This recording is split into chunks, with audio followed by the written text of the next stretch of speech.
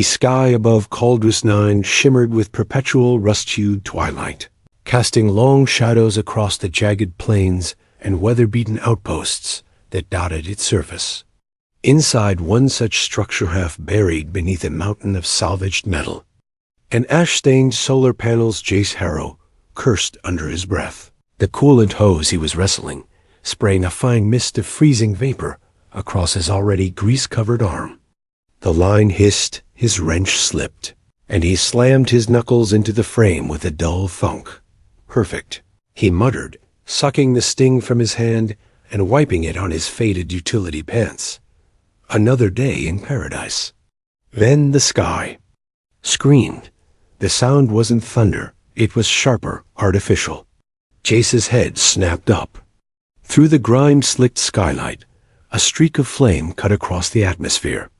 A ship small, fast, and definitely not local, was coming in hot.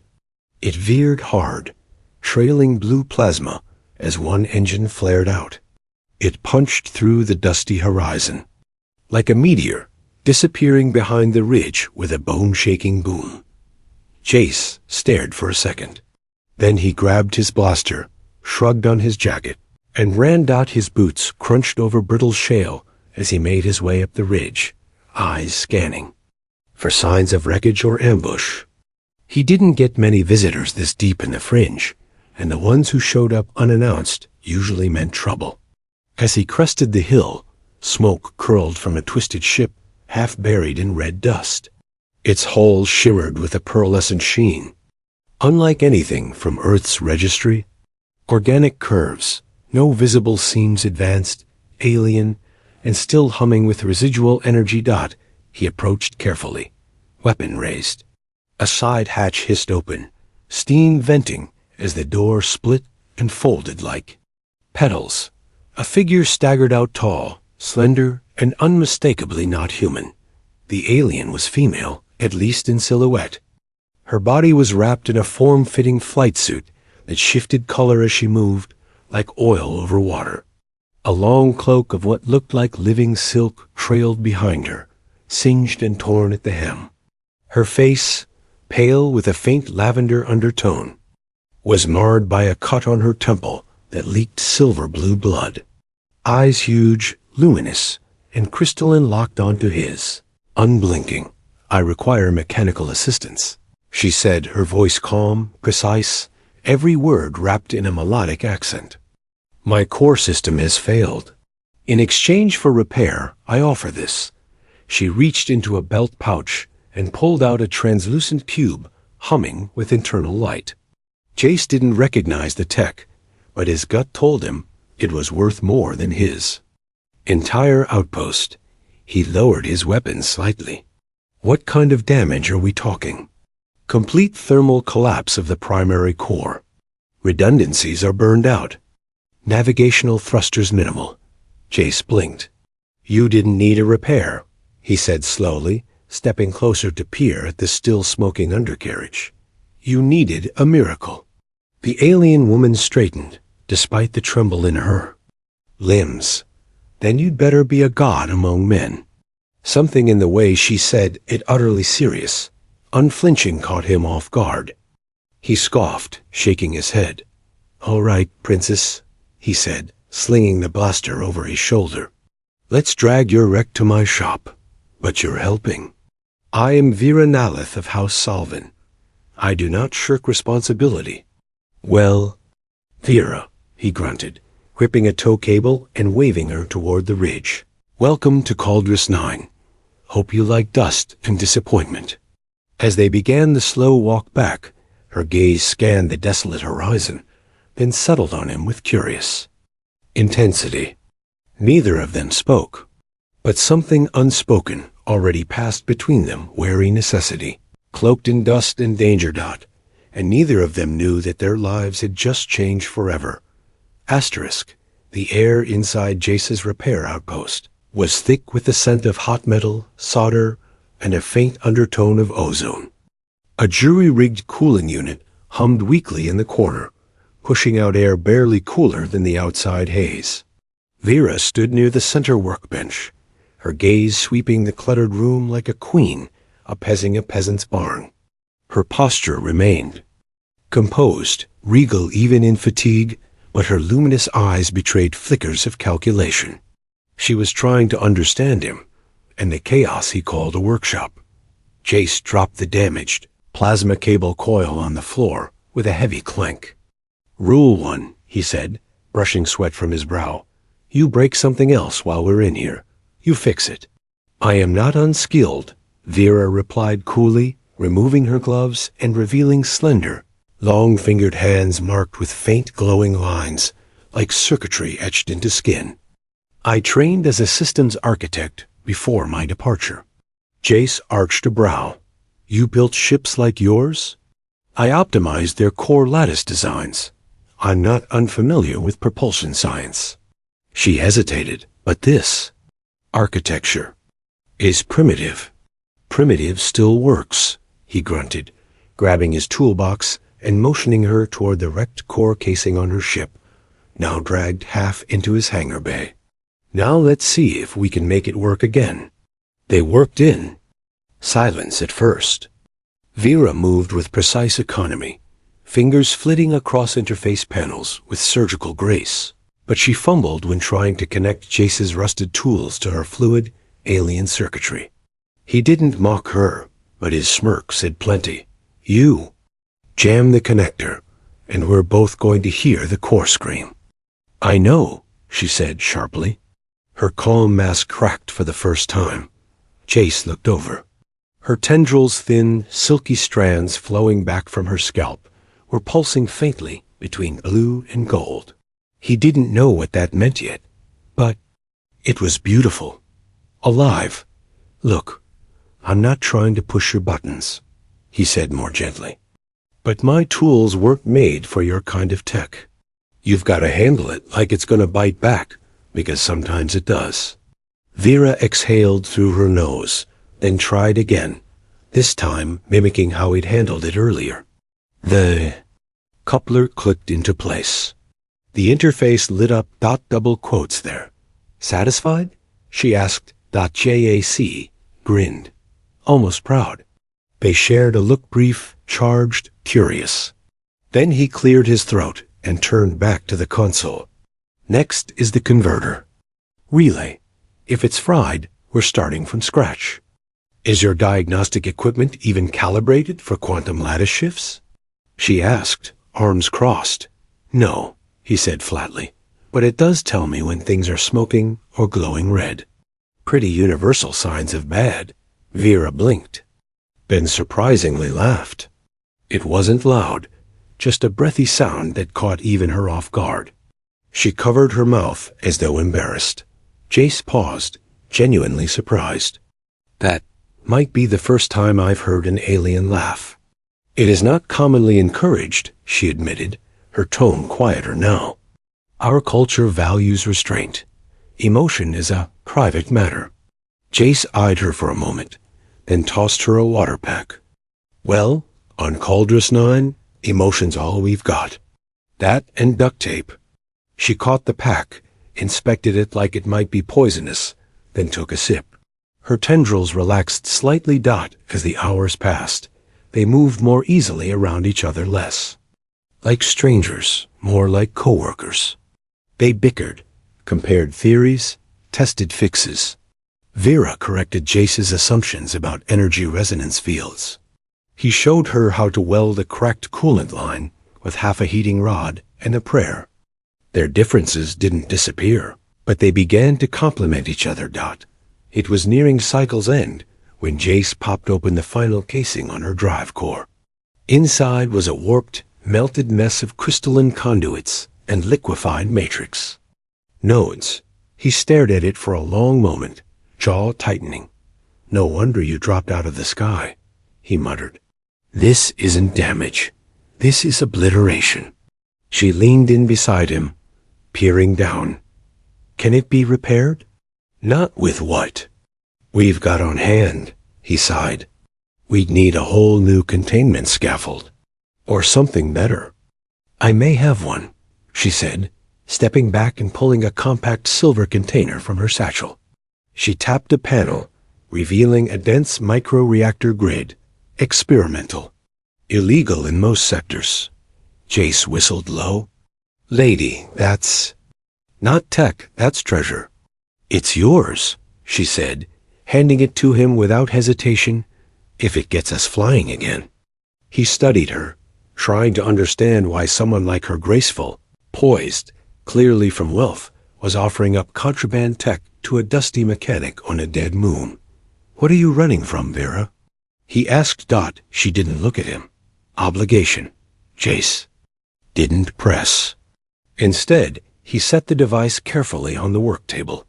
Well then, let's run faster. Outside, the moons of Caldrus 9 drifted silently through the twilight sky. Inside, two souls, alien and human, proud and broken, worked to rebuild something neither fully understood yet. Something new. Something impossible. The sandstorm came. Without warning, sweeping in from the northern ridge like a wall of moving earth. Jace barely had time to secure the hangar's exterior seals before the first gust slammed against the walls with a sound like a freight train, made of gravel. The sky vanished behind swirling clouds of red dust. The moon's dim light swallowed whole. Inside, the repair bay was dim, lit by flickering yellow overheads and the occasional spark from a charge coil left too close to the fusion relay. Vera stood at the viewport, watching the storm batter the landscape. Her reflection stared back at her tired eyes, skin smudged with grease and soot, and her tendrils twitching with a nervous energy she hadn't allowed herself to feel in years. That storm's going to trap us for hours, Jace said from across the room, voice half drowned out by the howling wind. He was stoking the heating coils in the central furnace, an old-fashioned solution, but effective. Hope you like staying in one place. Vera didn't answer at first. Then she turned from the window and walked to the small alcove where Jace had set out rations. She sat across from him without a word. Her movements were precise, practiced, every action controlled. But her hands trembled slightly as she unwrapped the nutrient bar he'd given her. You're not used to storms like this, Jace said, settling opposite her. Let me guess your people build cities in orbit, far above weather and mess. We build for efficiency, control. She looked up, her eyes catching the flicker of the heating coils. I was not trained for chaos. Jace let out a soft chuckle, rubbing his jaw. Chaos is kind of the standard out here. For a while, they ate in silence, the wind screeching against the walls like a furious spirit trying to claw its way inside. Then, as if pushed by an unseen current, the conversation turned. You said earlier, Jace began, you were running from obligation. Vera stiffened. Yes. You want to tell me what kind of obligation gets a noble-born pilot crashing into my backyard with black market tech and half the universe on her tail? She didn't respond right away. Her gaze dropped to the heating coils. Her tendrils dimmed, shifting into a muted gray-blue. In my culture, she said finally, pair bonding is not emotional. It is ... ceremonial. A neural resonance is formed between two individuals deemed compatible by genetic profile and social rank. It is considered sacred, binding. Jace's brow furrowed. So, like marriage. But ... permanent? Far more than that, she whispered. Once bonded, it cannot be undone. Thoughts, instincts, feelings, they intertwine. It is ... total. And you were supposed to bond with someone? Yes, a man I've never loved, chosen for me. And you ran. I ran. Jace let out a slow breath. Damn. For a long time, only the wind spoke between them. Then Vera asked, almost too softly to hear, have you ever run from something, Jace? He looked into the firelight, eyes distant. Yeah, once from someone I thought I loved. She chose safety. A better offer. Left me on a mining colony halfway across the belt. I'm sorry. Don't be. It led me here. He looked at her then, and something passed between them, an understanding neither had asked for, but both felt. The firelight danced over her features, softening the hard lines of alien grace into something almost tender. Her eyes weren't cold anymore. They shimmered like water under starlight. "Your people," she said after a moment. "Do they bond as we do? Not ... like that. We fall in love, sometimes fast, sometimes slow. Sometimes it breaks, sometimes it doesn't." He shrugged. "We take the risk. A strange custom," she murmured, "but beautiful." They sat close now, the warmth of the furnace drawing them nearer. Outside, the storm howled louder, a world of dust and fury battering their shelter. Inside, the quiet was electric. Vera reached toward the satchel beside her, retrieving a small crystal node. She held it up between them. This was part of the bonding interface. "I took it before I fled." Jace looked at it. "Does it still work?" She hesitated. "It reacts to neural harmonics, to potential compatibility." He studied her face. "You thinking what I think you're thinking?" "I don't know what I'm thinking," she admitted. Cautiously, she touched the crystal to her crest. It lit faintly, then dimmed. Jace reached out, barely brushing it. The light surged. Vera gasped, pulling back, but not before the glow pulsed. Once more. Her tendrils flashed an iridescent shade of violet, and Jace felt something, a brief surge of emotion not his own. Surprise, curiosity ... yearning ... They stared at each other. "It reacted," Jace said quietly. "It shouldn't have." She replied, voice shaking. "This kind of connection, it's impossible between our kinds. Maybe it just doesn't care." The wind screamed again, as if outraged at the stillness within. But inside that metal shelter, two fugitives sat wrapped in warmth, staring into something neither of them understood, something older than laws and deeper than programming. Whatever it was, it had already begun. The silence after the storm didn't last long. Jace was in the middle of rerouting auxiliary power when the outpost's perimeter alarm blared to life, a shrill pulsing wail that cut through the dry morning air like a blade. He dropped the cable spool and dashed toward the main console, fingers flying across the interface. Motion sensors. Eastern Ridge. No local fauna big enough to trigger those. He cursed under his breath. "We've got company." Vera appeared. At his side almost instantly, her movements sharp, her expression unreadable. "Is it them?" "Let's find out," he muttered, switching the feed to the external camera array. A sleek vessel was descending, glossy black hull, sharp angles, and a glowing crest carved into its underbelly. Jace recognized it immediately from the files he'd decrypted days ago. Alari, and not just any Alari craft. "It's a pursuit ship," Vera said quietly, eyes fixed on the screen. Her tendrils had gone pale, almost translucent. "How the hell did they track you?" She didn't answer. She didn't have to. The resonance crystal, the one that had lit up the night before. Jace slammed the console shut. "They got a signal from the bond spark, didn't they?" Vera nodded once.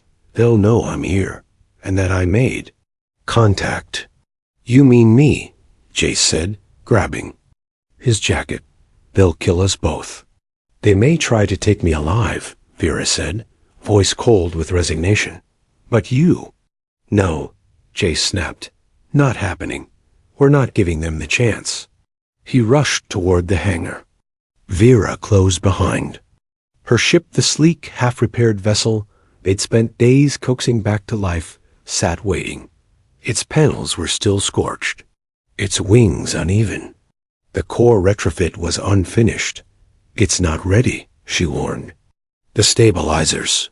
We finish it now," Jace said, already wrenching open the port relay. The next hour passed in a blur. Cables sparked, tools clattered, sweat rolled down Jace's spine as he forced incompatible parts to function through sheer will and engineering. Stubbornness. Vera worked in tandem, feeding live code into her neural interface, while Jace bypassed half the safety protocols.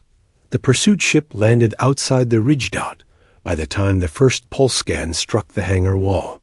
They were bolting the access hatch and powering up the drive. "Don't bother with stealth," Jace said, climbing into the co-pilot's seat. "We're punching out loud." The engine screamed as the ship lurched forward unbalanced, groaning, but it flew. The hangar doors exploded outward, a shockwave of dust and metal erupting as the hybrid vessel blasted into the open sky. Behind them, a trio of drones launched. From the black Ilari ship, green targeting lights dancing over their hull. Warning tones shrieked from Vera's console. "They're locking weapons. Can we outmaneuver them?" Vera's lips tightened. "Alone?" "No." Jace stared at the console, his mind spinning. Then it hit him. "Your cloak system, Kennick. Still project partial shielding? Enough to confuse targeting, yes. Then do it. And give me manual control." Vera blinked, surprised. "Manual? You said my tech was primitive," Jace grinned. "Time to show you what it's good for." She didn't argue. She routed auxiliary power into the hybrid system and transferred flight controls to Jace. The stick buzzed under his fingers. This wasn't the kind of flying he was trained for, but instincts took over. He dove low, skimming the jagged cliffs of Caldrus 9, forcing the drones to match his erratic trajectory. The cloak flickered, glitched, then flared, causing one drone to miscalculate and slam into the canyon wall. "Nice shot," Vera said, breathless. "Lucky," Jace grunted. Yanking the yoke into a climb dot, the remaining drones surged ahead, trying to flank them. Vera rerouted plasma from the auxiliary thrusters and dumped it into the port exhaust, sending a blinding flare across the sensors. The drone's OVERCOMPENSATED.JAC took the moment and banked hard into the atmosphere. They broke free of the moons. Pull moments later, the pale gravity well falling away beneath them.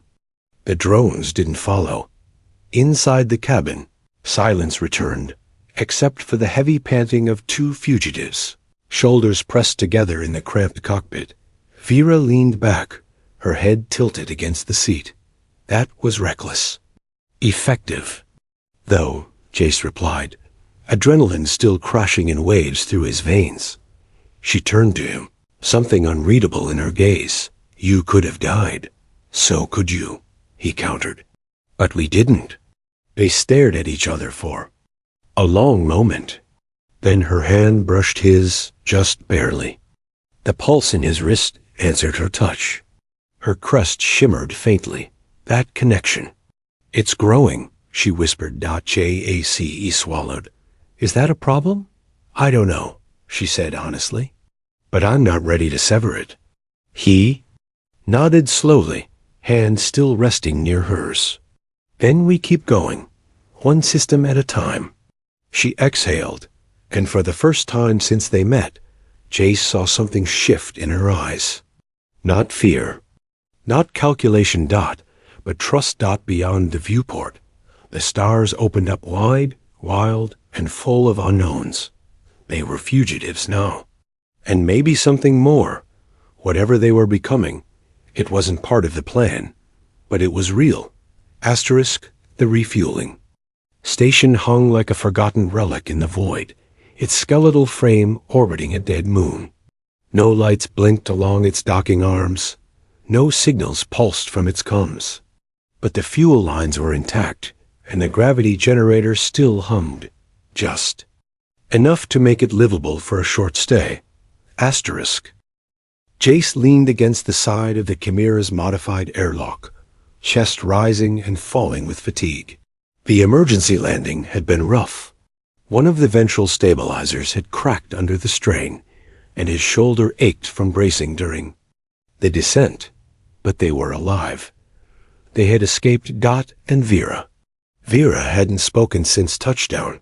She sat now in the ship's narrow megbay, perched on the edge of the diagnostic bed, hands clasped in her lap. Her crest was dim, her tendrils unusually still, not a flicker of gold or blue. Jace had come to learn her colors: amusement, frustration, interest, fear. But this blankness was new and unsettling. He stepped into the room quietly. "You hurt?" "No," she said, but her voice was distant. "Not physically." He sat beside her, close but not touching. "Vera, talk to me." Her gaze slowly turned toward him, and he felt the weight of it, the turmoil hidden just beneath the still surface. "Our bond," she said softly. "It's deepening." Jace blinked. "You mean the resonance?" She nodded. "When we linked through the crystal, that was the spark.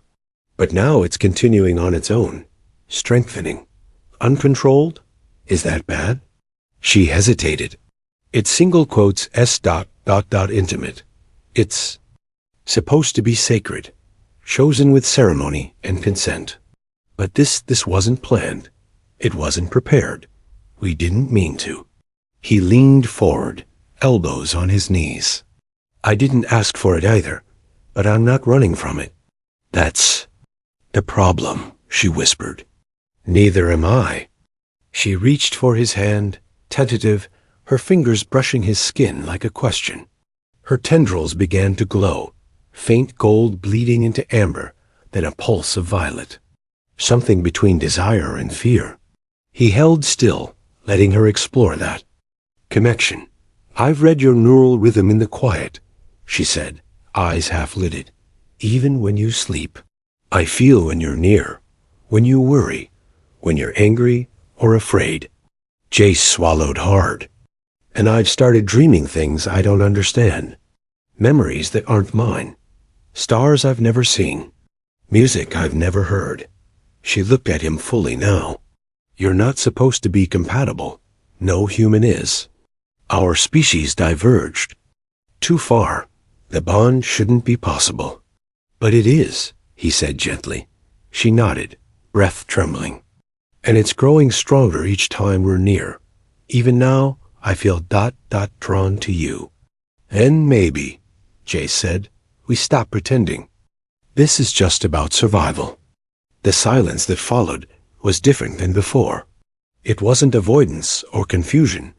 It was full, heavy with meaning. When she leaned in, it wasn't sudden. It wasn't desperate. It was deliberate. She placed her forehead gently against his, and for a moment, the air around them pulsed light and warmth, spiraling outward like the glow of a quiet sun. His breath caught as their minds brushed again, not in a violent surge, but in a subtle, seamless rhythm. He felt her fear, her discipline, her loneliness. And beneath it all, the same feeling that twisted inside him, yearning. When they parted, her eyes shimmered with unshed tears. "I don't want to lose this," she said. "But if the bond completes, I may never be able to share resonance with anyone else. Ever again." He cupped her hand gently. "Then maybe I'll just have to be enough." The words hung there, unvarnished. True. She leaned into him, head on his shoulder, and for the first time since they met, she allowed herself to rest. Outside the viewport, a distant star pulsed in the darkness, the only light for parsecs. A beacon dot in. The days that followed, they didn't speak of the bond again, not directly. But everything changed. They moved together more easily, shared tools without asking, finished each other's thoughts. The Chimera was more than just a ship now. It was a cocoon for something new being born. They modified the core housing using the illicit crystal Vera it carried. Jace integrated a human fail-safe override. Vera laced it with Asrian kinetic dampeners. The propulsion system purred like it was a live dot, and when they tested the warp engine, it bent space-time cleaner than either of their original drives could have dreamed. They'd made something no one in either species thought possible. Together, but just as they prepared to leave the station behind. A signal arrived, slim, cold, and sharp as a blade, encrypted, Ilari frequency. Vera stared at the transmission for a long time, her crest fading to gray. "They know," she said. "The bond is complete or near enough. They're coming." Jace tightened his jaw, then let them. Because whatever happened next, he wasn't letting her go. Not now. Not after everything they'd built on this ship, in this strange bond, and between the spaces where two hearts had somehow managed to align. Asterisk. The stars hung silent outside the Chimera's viewport, 1,000 cold witnesses to the moment ahead.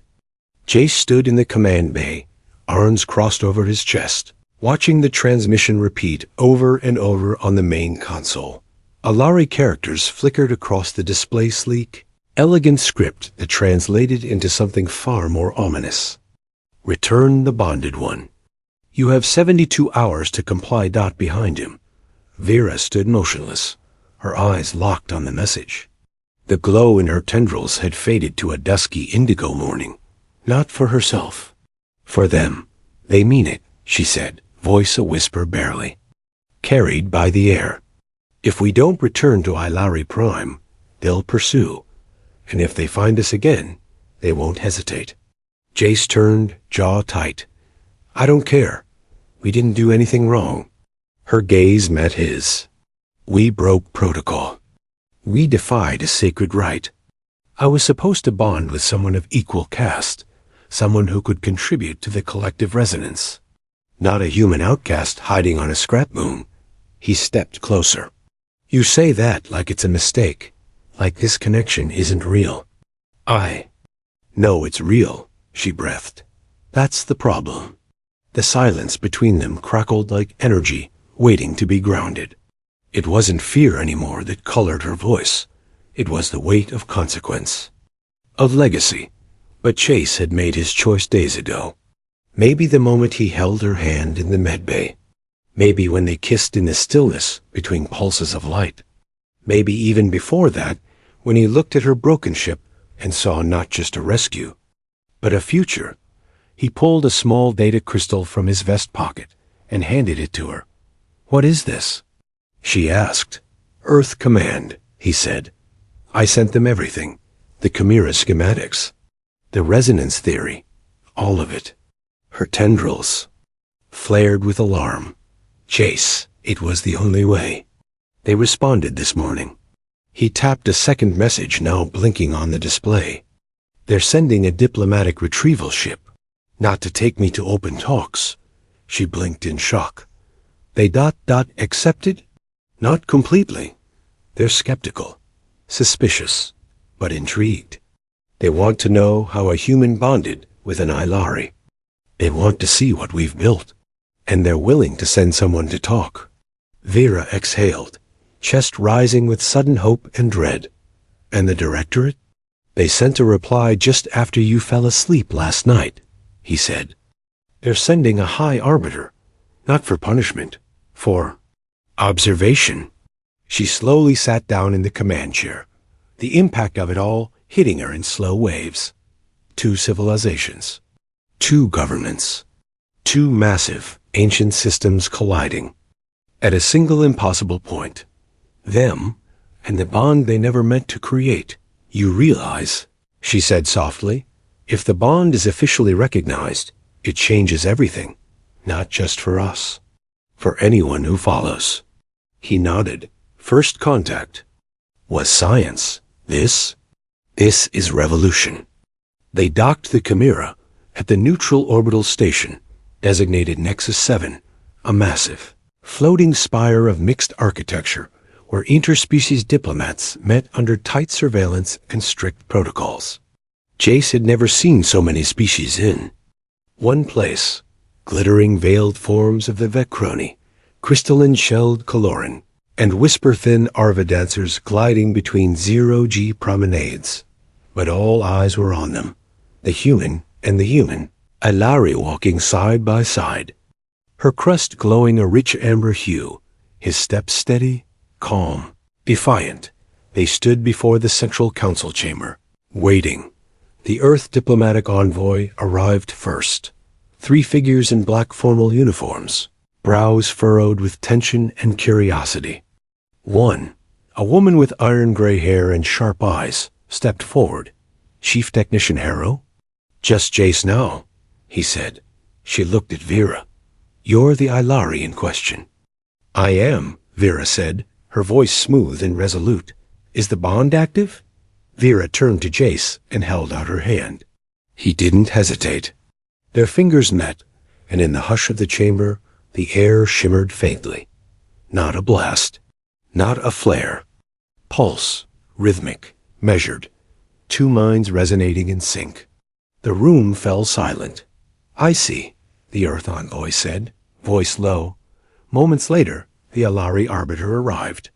A tall figure draped in flowing resonance robes, their eyes unreadable beneath. A visor of translucent silver. They didn't speak at first. Just studied the couple. Then, slowly, reverently, the arbiter touched a crystal disc embedded in their chestplate. The bond field activated again, but this time invited others to observe it. The human envoy blinked in shock. We single quotes feeling it. This is not just a mating ritual, the arbiter finally said. It is fusion, of thought, of instinct, of future. Jace felt Vera's grip tighten. He held on. Later, in the observation deck of Nexus 7, away from the crowd and the diplomacy and the politics, Jace and Vera stood side by side, looking out into the cosmos. So what now? He asked, we build a precedent, she said. We build. Something no one else has ever dared. He smiled, voice low. Together?